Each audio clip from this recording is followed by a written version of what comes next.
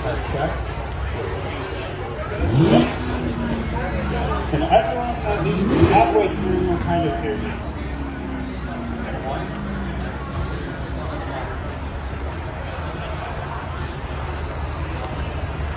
All right, hello everybody. My name is Dave Simpson. I am the program quality manager for the transmission on the Corvette. I'm based up in Michigan, just like a few of us here, most of us with the gray shirts today. So I'm here to give a little bit of a tech talk. I'm hoping to do mostly Q&A after I run through some differences on Z06 and some maintenance stuff. So I guess any questions you have, I'll have plenty of time for them, and then come up and see me after. Plus, I'll be here the rest of the weekend. We've got a couple other people I can come and meet you on transmission stuff. So starting out, I want to touch on Z06 specific stuff. For Z06, with the new engine and the wider body, the higher horsepower, we do have a new transmission, a new RTO code known as M1N. The Stingray had M1L. So the biggest differences in the transmission for Z06, there's a stronger overall main case to it. We've strengthened the bell housing to take that power coming out of the engine and torque coming out of the engine as opposed to the old LT2. We did add an additional friction on our odd clutch, so the outer clutch, if anyone has seen our cutaway last year or at other events, we had to do that to take the power as well. We've done some overall lubrication and cooling improvement to the transmission, again for Z06 and the track-specific style of the vehicle. And it's got a new transfer gear. So the new transfer gear delivers an overall 5.56 ratio for the transmission going out. But other than that, most of the gears, bearings, control system, all that stuff is the same as what's in the Stingray currently. Another huge plus that I know a lot about, or a lot of people are happy about, is the M1N transmission in the Z06. You're tracking the car, does not need an additional 2 liters of transmission oil, like what the Z51 cars would have. So we start out with the same base oil fill, but with a lot of those improvements to the cooling and the bottom pan, the sump pan, and the transmission. We no longer need to add that additional 2 liters before going to the track. So from the transmission perspective, the car is set up, leaving Bowling Green to go to the track, obviously except for your braking miles and getting that done. So that kind of leads into maintenance and questions around Z51. I know that I've gotten a lot of. So first and foremost, I will say, going to the track in a Z51 Stingray, you do need the 2 additional liters of transmission fluid. That's mostly there for complex G events. So if you load the car sideways and then accelerate or brake, you can kind of tuck that oil away into the back of the pan and run into an issue if you're doing high G load events. So that's why that additional 2 liters is there. The car still cools the same, the transmission cools and lubricates the same either way. But the 2 liters is just there for extra viscosity and basically extra headroom when doing those high G events. And again, the base pan, bottom pan in the Z06, as well as some internal components make it to where we do not need that in the Z06. Then maintenance is another big one that I wanted to touch on. I think a lot of people now have heard that at 7,500 miles, you need to change your transmission filter. It looks like this. It feeds in from the bottom of the car.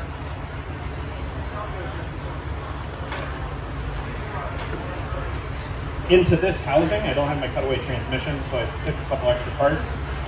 So these 4 bolts come out. There's an O-ring on the bottom here. Then the filter feeds up into this.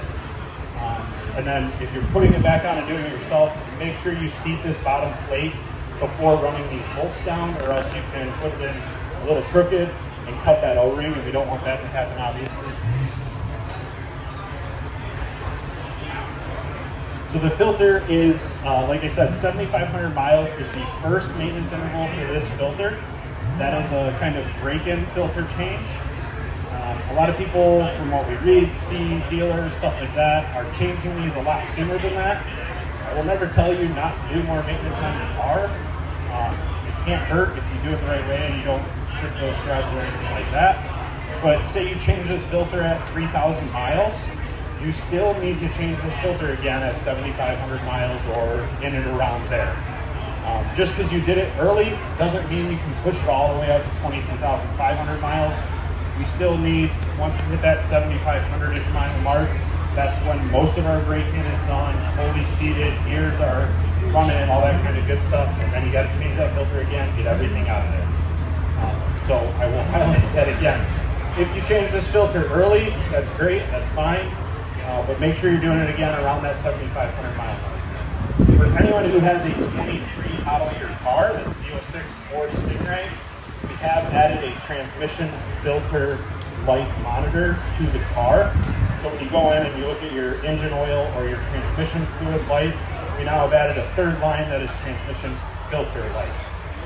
So that is a counter. It'll go up around that 7,500, and then at 22,500 miles on the car, and then every 22,500 after that. So you're looking at 75, 22,500, 45,000 miles. That'll be fluid and filter for the transmission. And that 22,500, and then every 45 after that, fluid and transmission.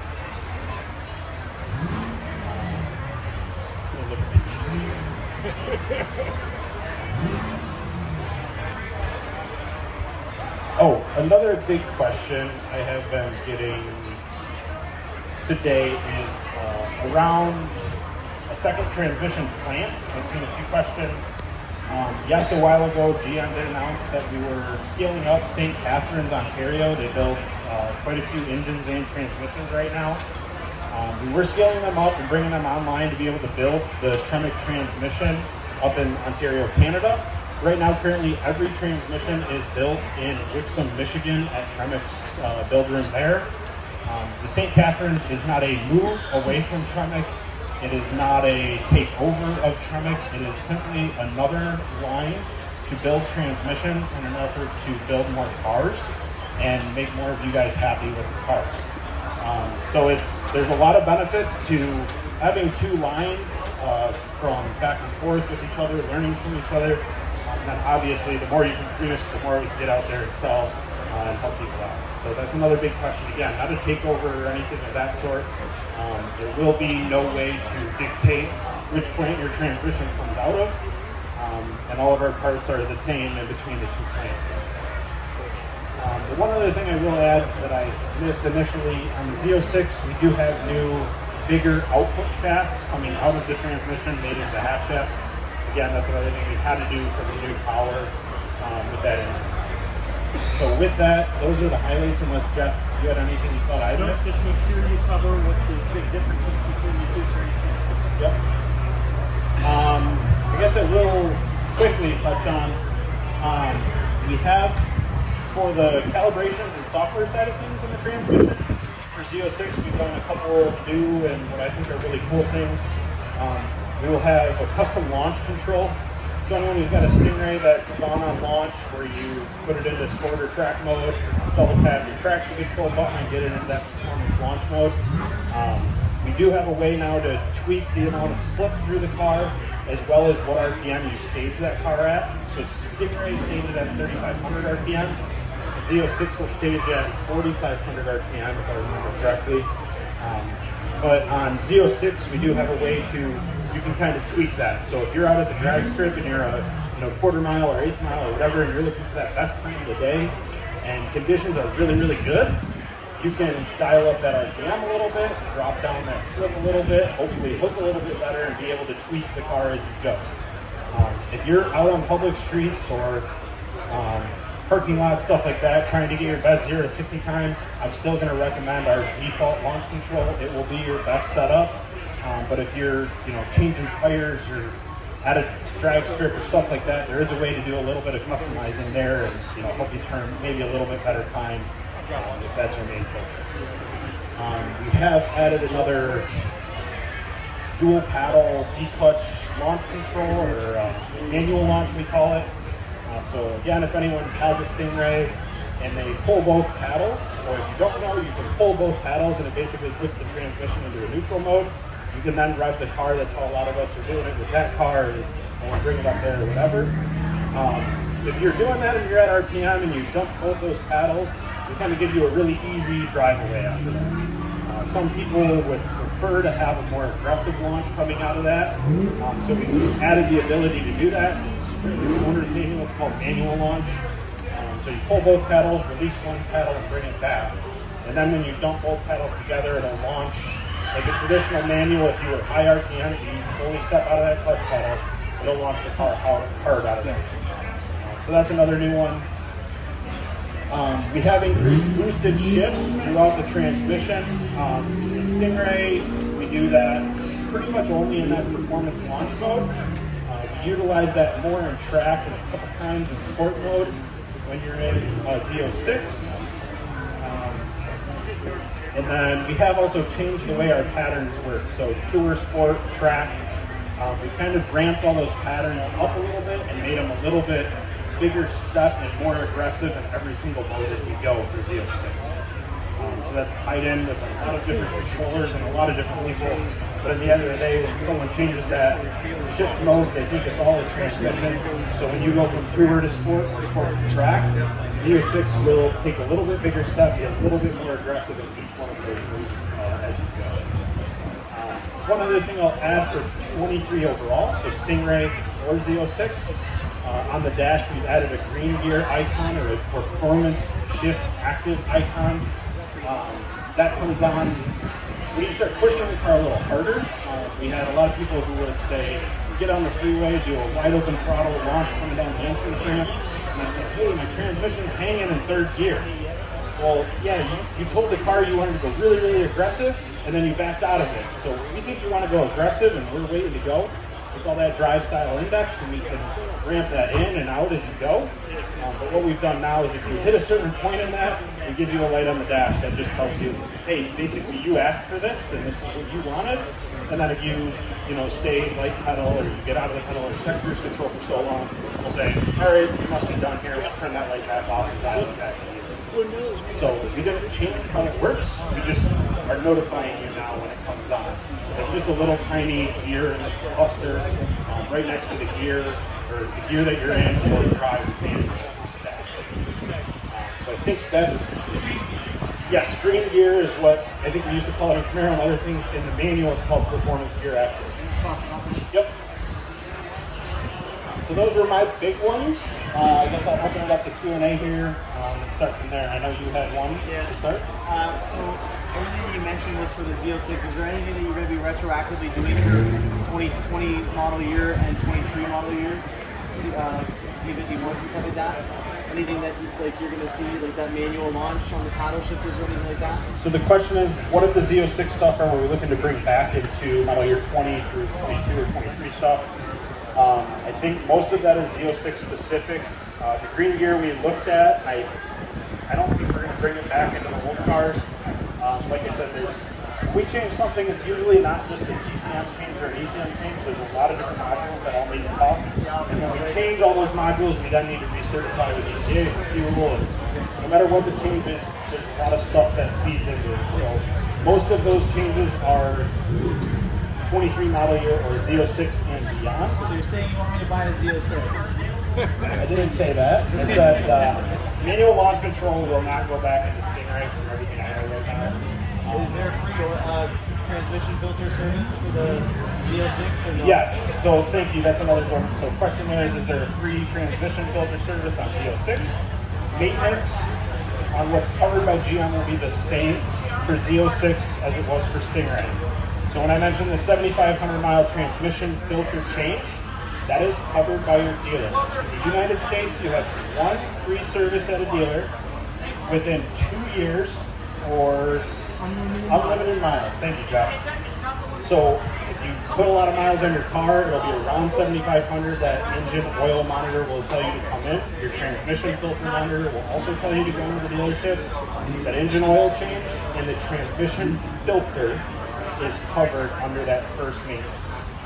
Jeff touched on it earlier, but if you're one of those people who want to go in and get your 500 mile brake and oil change that is not required from GM or recommended by GM, you can do that. I'd recommend paying for that yourself, so that when you hit 7,500 miles, this filter change is also included. by your dealership, and it's free. Just a touch, I think this sells at around $190 for this filter, the O-ring, and the 4 bolts to put it back in. So again, not crazy money, but I'd obviously rather have my dealer pay, or eat the $200 than have me pay for that second time. So yeah, Z06 maintenance is the same as Stingray maintenance, and what GM is covering under your first maintenance of the vehicle is the same for Z06 as it is for Stingray. Other questions? Yep.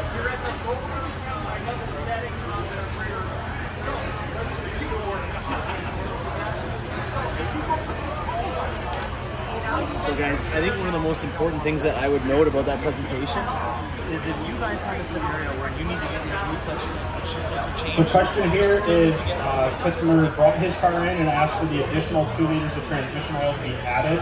The dealership told him that he didn't need it. So I will say, if you're not tracking the car, you do not need it. If you're tracking the car drag strip, you do not need the additional 2 liters of transmission. It is there for when you get into that complex G movement, like I said. So side to side, vertical, or longitudinal lap is when you need the extra 2 liters. Honestly, if you're a very experienced track driver, you'll need that extra 2 liters. A lot of the, I'll say more beginner, if you're doing an event here or there and you're newer to tracking a car, you probably cannot push the car hard enough to do it. What I will add is if you feel more comfortable adding the 2 liters, go ahead. We recommend that you can leave it in if you're a track driver. You can put the 2 liters in and leave it in the car. It's not going to hurt anything. But if I had a car and it wasn't a track car, I would not be adding it myself. It doesn't change how anything shifts, moves, anything like that. So, yep. I would say from hearing that, you probably will never need that 2 liters. If it makes you feel comfortable, you can do it. If anyone has questions on that, show you on that cutaway car. It is not the easiest thing to do, I'll be honest. You have to remove the trunk liner out of the car, you have to remove the air box from the back of the car, and then you can get into the top of the transmission. There is a gold or copper colored plug that you would use a Torx on or an Allen on. That's the plug you take out and pour your 2 liters into there. I will touch on that too. There's a lot of different methods online of leaning the car or jacking the car sideways. Again, I would never do that. I would not recommend anyone do that. But if you feel more comfortable adding your 2 liters of transmission fluid, that's up to you and your garage, however you can do it. And on that, the transmission fill plug is in the side of the transmission. It's like a differential, if you might tell people, so it's kind of a fill to spill. So start the car, get it running, shift it into drive, let it sit for a couple seconds, shift it into reverse for a couple seconds. That fills up both of our wet clutches, and then you check the level there. So then you can shut the car off, go to the back of the car, open that drain plug, and if any oil starts to run out, you're good, you're all set. You add the 2 liters, it comes above that line, so if you know you've added your 2 liters, then that's not a good way to check your level. When you change this filter, you only lose a couple ounces of fluid. So if I had put my track full in the car and I went and did my filter, you're not going to lose enough to make a difference there. You don't need to re-top it back in the top. Again, with fluid, it's either every 45,000 miles you need to drain it all and change it, or every 24 hours of track time. So if you're tracking the car a weekend or a couple weekends of summer, I'd recommend using have an hour monitor in the dash that you can turn on or turn off. So I would turn that on when I get to the track, drive the car, turn it off on the drive home. Once that monitor hits 24 hours, that's when I would schedule maintenance on the vehicle. There's a lot more stuff that needs to be done to just transmission fluid at 24 hours.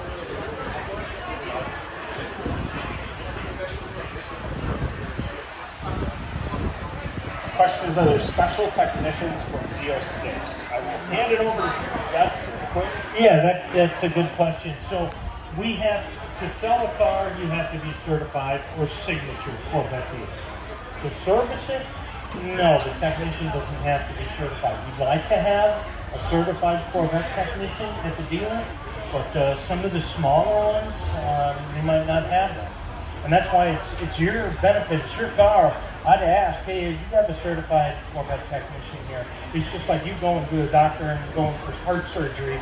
You're going to go to a surgeon that's done many of them, or are you going to go to a surgeon that's done two? Your choice. I would go to more experience. First, good question. Other questions?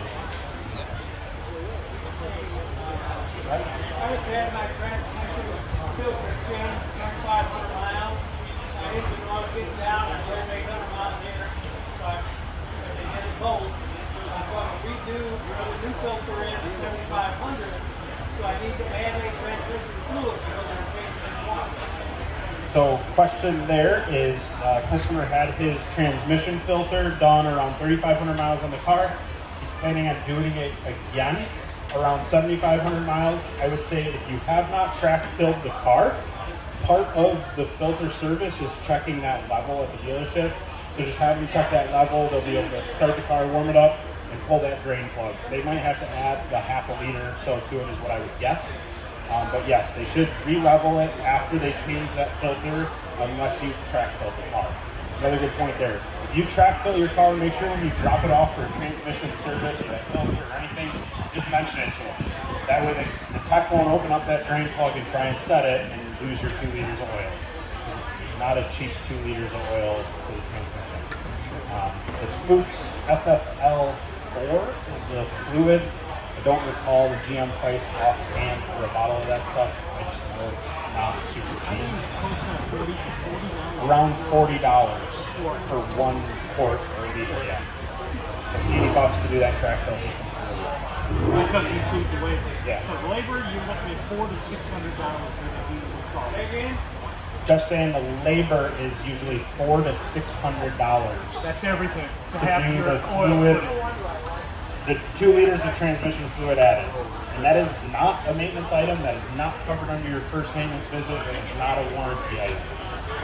If I see a dealer write up a claim that says, customer requested 2 liters of track oil, I will send that claim back to the dealer and they can buy it for you. Other questions from anyone? What? Can you talk about the difference between Z07 suspension and the regular Z06 suspension? Details? I'm not touching on any of the suspension stuff. Tomorrow we might have someone, there's quite a few of us here that can answer those questions. I'm the transmission guy, so that's what I'm focusing on. But we can get you to someone that can do more of that between that D6 and 7 suspension on the so, any other questions for me around transmission stuff? All right, again, go ahead, one more.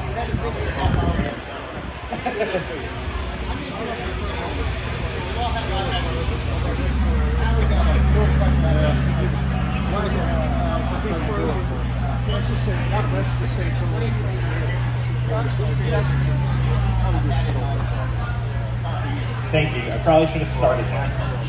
So the question is, customers familiar with automatic transmissions, what's different about this dual clutch and how does it work? The easiest way that I explain it to people, and everyone here, I started on engines. Transmissions were a magical black box to me. And I'll tell everyone, when you learn transmissions, there's an aha moment and then you understand it. So to me, the DCT, the dual clutch that we have in this car, is essentially 2 manual transmissions fully separate of each other, one for even gears and one for odd gears at either half of the transmission.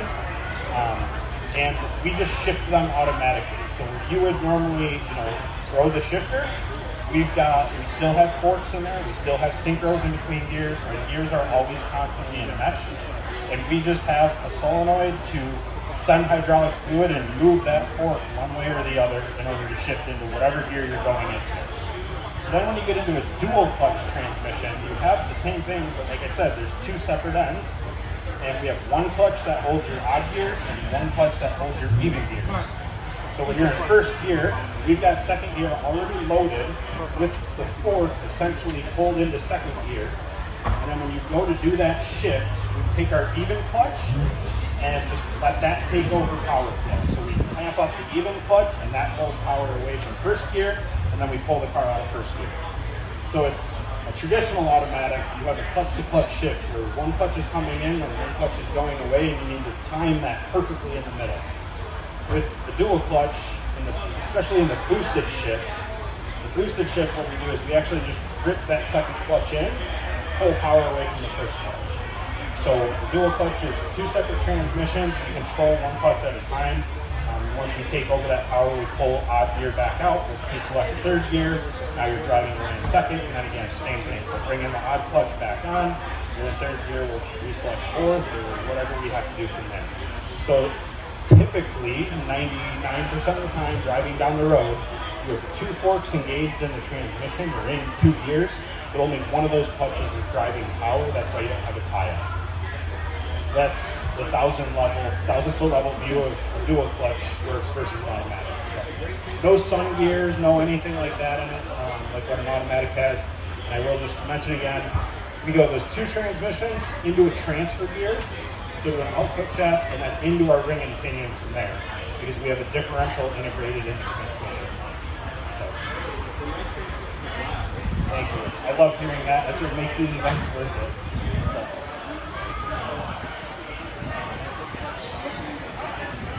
Yeah, so at a traffic light, creeping along, we actually have something that we call creep mode. That's another one of those things that's engine, transmission, brakes, chassis, everything working together to give you that feeling of a traditional torque converter automatic. We can't do that slipping thing. So we basically think of it like a manual again and feel like you lifting off the clutch, coming back in the clutch. And we try and do that, and you can notice it if you look hard enough. The engine, the RPMs will come up, then come down, come up, then come down, depending on what you're doing. And that's what we're trying to do. We're trying to modulate that clutch. So that's why the best thing to do is try not to slip it. But we'll take over if it gets too hot or something like that. I changed the way I drove when I started driving this car. Yeah, I'll let the car just run me get a little further away, and then I'll pull up a little closer and stop and stay there. Again, you can still creep along. That's why we added that mode.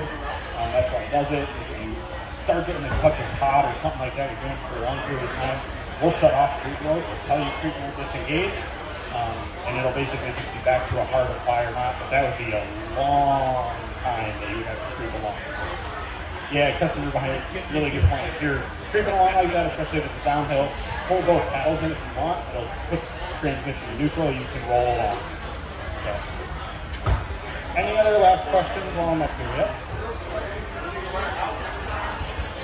The clutches are designed to last the life of the vehicle, 150,000+ miles, what we do a daily test for. There's not a maintenance interval on them. They are wet clutches, so they're always in fluid, they're always lubricated. And we control how much fluid we send to the clutches for lube, for everything like that. So they should not wear out over the life. You'll see some aftermarket companies doing crazy things, and they're changing clutches to add capacity. I would expect they're wearing out clutches, but our clutches for this engine transmission setup, both Stingray or the Z06, designed to last the life of the vehicle. Alright, if there's any more, I'll take one more up here, and if not, I'll be around all day, like I said. Feel free to chat my name is Dave Simpson. Any questions on transmission specific or not, feel free to ask. Thanks, everybody. Hey, I got one more. Hold up, Jeff. I got an answer for your question. So, difference between Z06 and Z07. Okay, I heard you, buddy. So, I got in touch with our chassis guy. This is Mike. Tell me what's going on here. So, they changed the spring rates, so your springs are going to be a little stiffer. The shocks are the same, but the calibration for the MR shock is different. So it's going to get stiffer for you on the track. Those are the big two differences. Of course, with the Z07, you're going to get Cup 2 tires. So be careful what you're wishing for. Cup 2 tires. I wish I could turn this. I'll see if we can turn one of these, just so you guys know what you're buying when you get Cup 2 tires, because the outer third is a slip. It's really grippy. You wouldn't want to drive it in the rain, of course, but it's a great track tire. So you'll get that on the Z07, and then you'll also get all the ground effects for that suspension that you need. Okay? Thank you.